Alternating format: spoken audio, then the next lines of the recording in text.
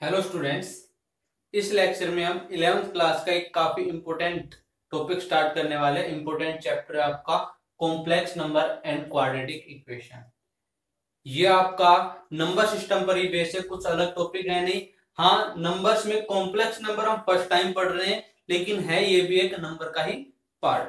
मैंने आपको पहले बता रखा है कि नंबर्स दो टाइप के होते हैं आपके। एक तो नंबर्स में दो पार्ट रहेंगे, एक आपका रियल पार्ट रहेगा, एक आपका कॉम्प्लेक्स पार्ट रहेगा। दोनों में डिफरेंस में भी बता देता हूं। 10th क्लास तक हमने ओनली रियल नंबर पढ़े थे, नंबर्स में केवल रियल नंबर पढ़े थे।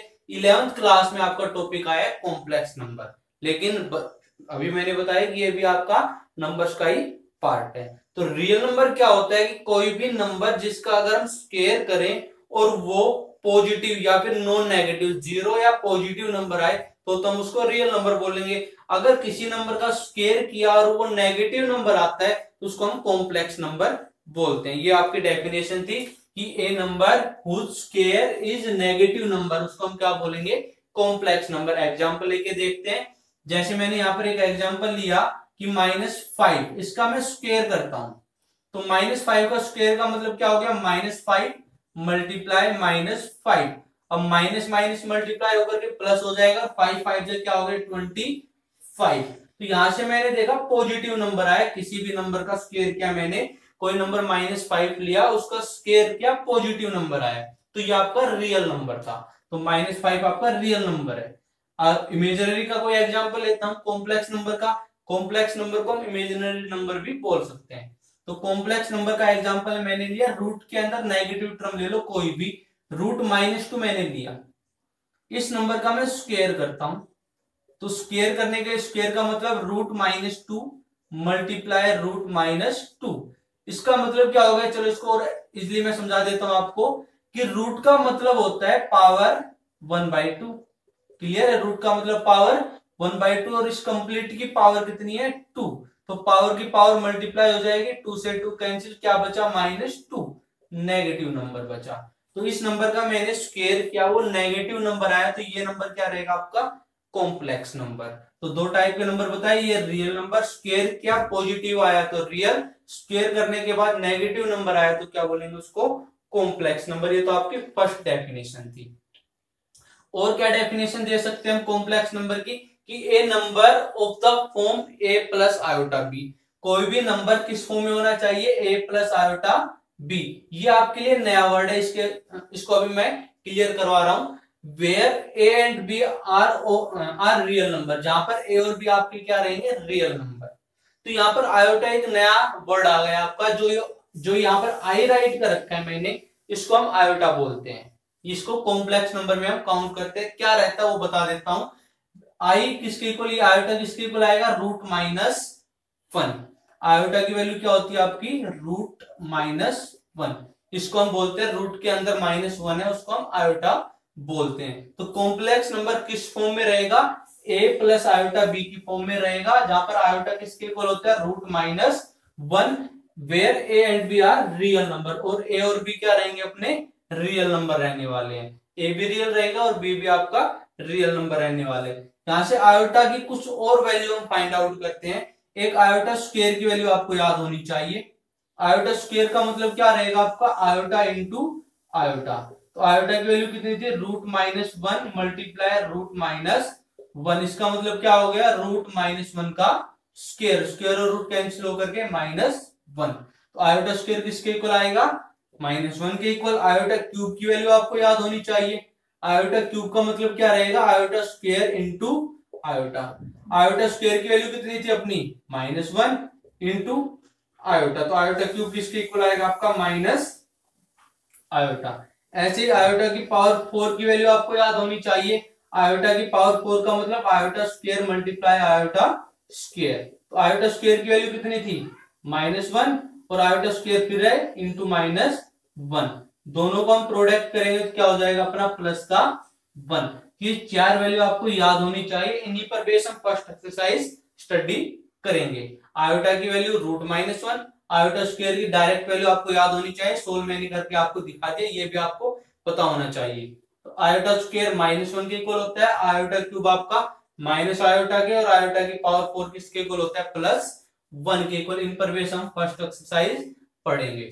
नेक्स्ट क्या रहेगा आपका, और वो टॉपिक और बता देता हूं, इसको और सिंप्लीफाई करके किस टाइप से पढ़ने वाले हैं कि मैं राइट करूं रूट के अंदर -a। अब मैंने बताया रूट के अंदर नेगेटिव टर्म है उसको हम कॉम्प्लेक्स नंबर बोलते हैं, और अभी मैंने बताया कॉम्प्लेक्स नंबर आयोटा की फॉर्म में होता है, तो इसको आयोटा की फॉर्म में कन्वर्ट करके मैं आपको बता रहा हूं। तो रूट -a को मैं राइट कर सकता हूं रूट -1 इंटू रूट a, दोनों की प्रोडक्ट करेंगे ये आएगा। तो रूट -1 क्या होता है आपका आयोटा, तो ये किसके इक्वल आ गया, आयोटा रूट a।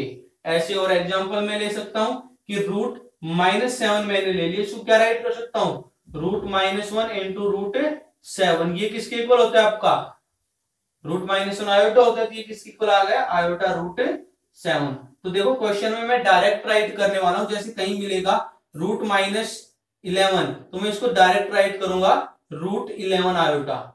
क्यों, क्योंकि इस रूट -11 को क्या राइट कर सकता हूं मैं रूट -1 इंटू रूट 11, और रूट -1 क्या बन जाएगा आयोटा।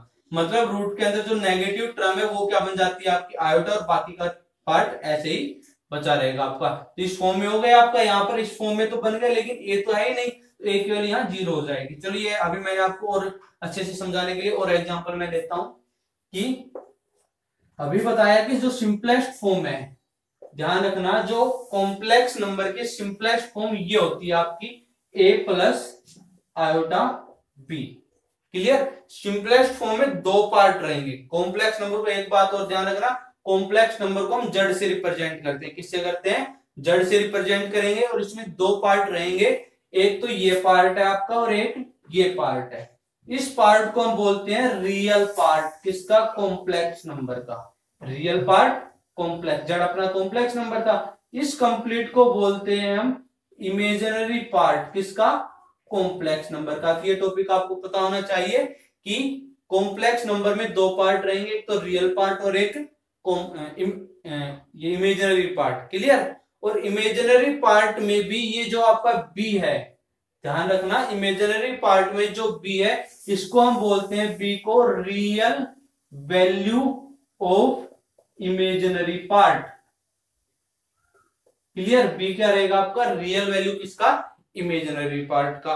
और अच्छे समझने के लिए मैं एक एग्जांपल लेता हूं, मैंने राइट किया कोई कॉम्प्लेक्स नंबर है 3 प्लस आयोटा रूट 7, तो यहां से मैं क्या क्या पूछ सकता हूं, मैं बोलूंगा रियल पार्ट कितना है इसका।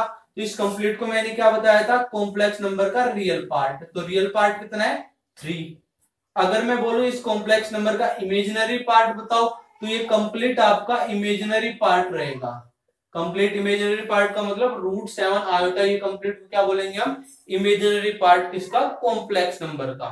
और जो आपका रूट 7 है, इस रूट 7 को हम बोलेंगे real value of imaginary part. तो यहां से आपको समझ में आ जाना चाहिए कि कॉम्प्लेक्स नंबर में क्या क्या होता है। एक और टॉपिक है आपका कि कॉम्प्लेक्स नंबर को हम कंपेयर भी कर सकते हैं। कंपेयर का मतलब दो कॉम्प्लेक्स नंबर दे रखे हैं, उनको हम इक्वल रख करके कंपेयर कैसे करेंगे, कि मैं बोलूं कि एक नंबर है आपका a प्लस आयोटा b और दूसरा नंबर है आपका c प्लस आयोटा d, और मैं बोल रहा हूं कि दोनों इक्वल है। तो कंपेयर करने का मतलब क्या हो गया कि हम रियल पार्ट को इक्वल रख सकते हैं और इमेजिनरी पार्ट को इक्वल। यहां से क्या आ जाएगा a equal to c, and यहां से इमेजिनरी पार्ट के रियल वैल्यू को कंपेयर करेंगे, तो b किसके इक्वल आएगा d के इक्वल। ये आपका क्या था कंपेयर करना। कॉम्प्लेक्स नंबर को हम ऐड भी कर सकते हैं, ऐड का मतलब हो गया ये प्लस ये मैं करना चाहूं कि a plus iota b plus c plus iota d, दो कॉम्प्लेक्स नंबर थे दोनों को ऐड करना। तो ऐड भी ऐसे ही करेंगे हम, रियल पार्ट को ऐड करेंगे और इमेजिनरी पार्ट को। तो क्या आएगा आपका a प्लस c आ जाएगा, प्लस यहां पर आयोटा कॉमन लेकर क्या आ जाएगा b प्लस d। तो ये हम कंपेयर भी कर सकते हैं। और भी टॉपिक आते हैं आपका, अगर किसी कॉम्प्लेक्स नंबर, या आपका कॉम्प्लेक्स नंबर में राइट कर सकता हूं z equal to a plus iota b, simple form मैंने ले लिया। तो यहां पर अगर किसी कॉम्प्लेक्स नंबर में ये पार्ट क्या था आपका, रियल पार्ट, अगर रियल पार्ट जीरो हो जाता है तो ये जीरो हो जाएगा, मतलब ये टर्म तो रहेगी नहीं, केवल क्या बचेगा अपना आयोटा बी। तो z इक्वल टू क्या बचा, आयोटा बी, केवल इमेजिनरी पार्ट है, तो इसको हम बोलते हैं प्योरली इमेजिनरी नंबर। जैसे ये आपके थे, इसको क्या बोलेंगे, प्योरली इमेजिनरी, इसको क्या बोलेंगे, प्योरली इमेजिनरी, ये भी प्योरली इमेजिनरी, क्योंकि कॉम्प्लेक्स नंबर मैंने बताया दो पार्ट थे, रियल और इमेजिनरी। इन सभी में रियल पार्ट नहीं है, जो आपका केवल रियल नंबर था प्लस के साथ वो इसमें नहीं है, तो इसलिए इनको क्या बोलेंगे, प्योरली इमेजिनरी। और यहाँ पर जो एग्जांपल है, यहाँ पर रियल भी था और इमेजिनरी भी था, तो ये आपका कॉम्प्लेक्स नंबर कंबाइन हो गया।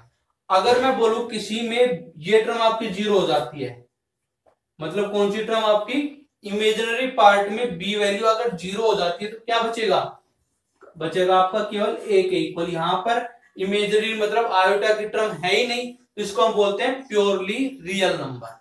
क्लियर, ये आपके टाइप थे, बेसिक था कॉम्प्लेक्स नंबर तक नंबर का। अब